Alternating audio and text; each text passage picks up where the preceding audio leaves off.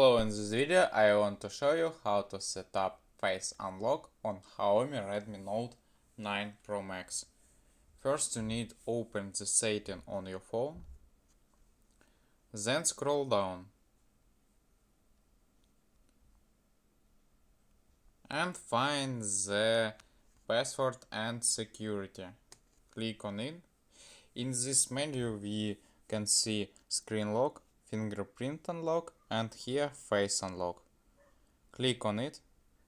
Confirm your password if you have. Then click on the next.